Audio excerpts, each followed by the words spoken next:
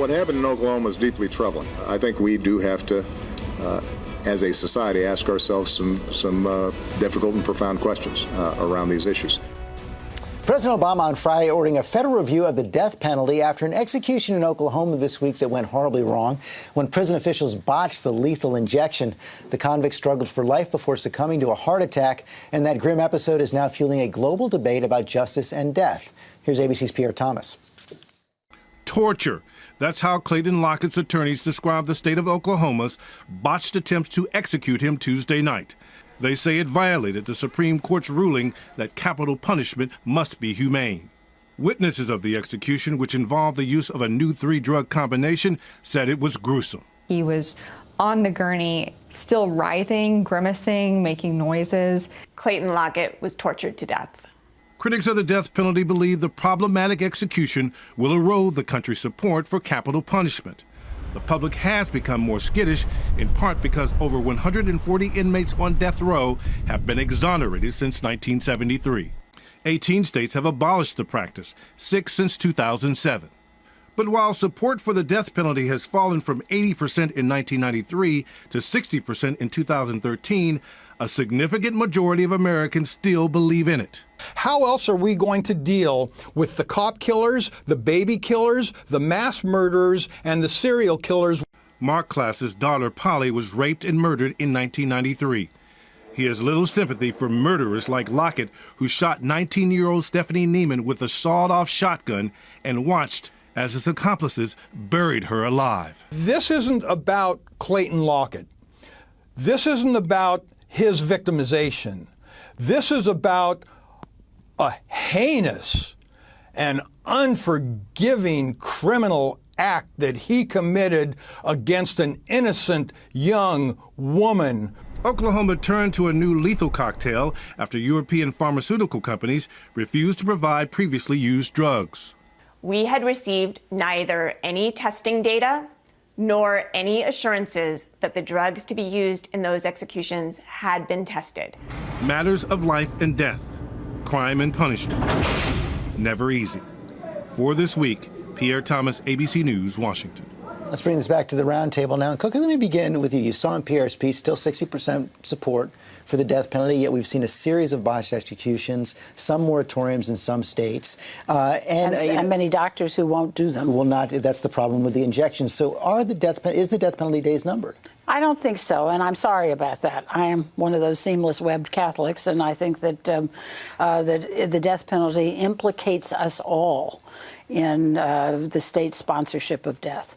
But I think that that the American people still, clearly, we see 60% still supporting it, despite the fact that innocent people are on death row, and innocent people who are not on death row, but who have life sentences, are not even paid any attention to. It's only the people on death row who get some lawyers who try to pay attention and get them off. Ends up being quite expensive as well. I think in 2013 there were about 3,000 people on death row. Only, I think, 2% of those were executed. Very small number, 39 people. I am troubled by the fact that there are people who have been exonerated through DNA. That's horrific, and we have to do something about that. The idea that it's cruel and unusual, court handled it in 1977. That's not going to change. But I do think these images are going to have some, perhaps, political impact in the anti-death penalty crowd, of which President Obama is not, by the way. I guess they're going to seize on this. But my heart is with the victims of abortion and of the death penalty, because Koki's right. I mean, a culture of life must be respected, but across the board. I guess one of the questions is going to be, do all these problems with lethal injections turn it into something that is cruel and unusual? But I want to bring this to David Plouffe. You saw the president announce that review this week. As Laura pointed out, he's been a supporter of the death penalty. Some wondering now, given all these questions, if we're going to see a reversal or evolution, much like he had on gay marriage, by the end of his term come out strongly against the death penalty. I'd be surprised. I mean, he spoke specifically, in issues of terrorism and crimes against children. He believes it's appropriate. I do think it's going to change. I think you see younger people, millennials, opposing this more strongly than people who are older. You see the countries that are part of the death penalty club, Iran, North Korea, China. Right. So I do think attitudes are going to change. So it's remarkable, though. In 1993, as you mentioned, 80% support. You know, when Bill Clinton went back to Arkansas during 1992 and Ricky Ray Rector, you know, so the politics of this have changed, not as quickly as gay marriage, but that's a pretty big swing in a generation, and my suspicion is you'll see it swing further. Rick Santorum, for supporters of the death penalty, how do you fix it? How do you address the problems? Well, first off, I'm someone who has struggled with that issue for a long time and believe that we have to have very narrow applications for the death penalty, and maybe we need to focus those a little bit more as maybe a halfway point between eliminating. But I do believe for extreme cases, David mentioned a couple of them, that we have to have that ability to take someone who's a danger to society out of society. And I think if we could have a debate maybe of narrowing down the cases, some of the reasons for death penalty, at least I remember passing them back in the late 80s, early 90s for drug kingpins and things like that. Right. I mean, those are things I think we should probably back away and stop adding on. Yes. Yeah, I think we've stopped adding on. But the question is maybe whether we should narrow. That was, of course, because the federal government has very little to do with this, right. And so the president saying he's going to have a review is just saying something. And the Congress was doing that about, you know, the country was worried about drugs, and the Congress was saying, well, we're going to do something about drugs, and so they did the drug kingpins. But the truth is, the other aspect of this, and I know you want to get in on this subject probably, is that it's racist. I mean, we really do see a real racial division among those who get capital punishment and those who do not. I was going to mention that in some states, people for the same crime 3 times more likely to sentence an African-American defendant to death. I think that's very, very troubling. The other thing is, as other countries back away from this, as the medical profession backs away, you're now seeing this guy was basically a lab experiment.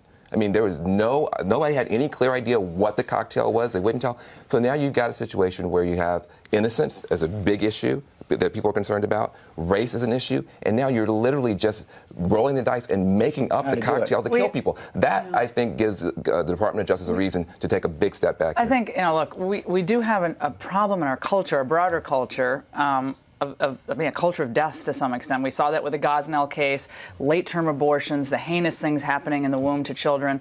And you don't want to equate it, but innocence, right? There could be innocent people probably today on death row. Right. There's a lot of innocent life. Forget the early-term abortion, late-term abortion, that I think young people as well are changing their minds about the issue of abortion. That's true. One other issue, you were just mentioning race. Of course, race front and center this week with the Clippers controversy, Donald Sterling. I talked to Kareem Abdul-Jabbar up at the start. Let me bring this question to you, Van Jones. We saw that forceful action by Adam Silver at the beginning of the week, but now they may be hamstrung if Sterling's going to fight. So what does the NBA do? Well, first of all, you got to give him a lot of credit for stepping forward.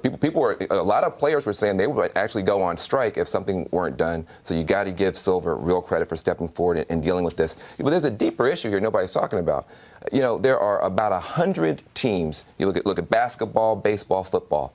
There's only 2, as best I can tell, 2 non-white principal owners in the entirety of American sports. So you can, hey, look at this one guy, look at this one guy. Hold on a second. You got a whole bunch of people of color out there sweating on the field, and you got a whole bunch of white folks who actually own it. That looks more like 1814, not 2014. Well, and that's the real racial issue nobody wants to talk about. And the thing in his remarks that was in some ways the most offensive was not even the horrible stuff he was saying about, you know, I don't want blacks coming to the game. It was, I feed them, very paternalistic. It was this like stuff a plantation. Like 1814 stuff. And so, no, I will say one thing about this.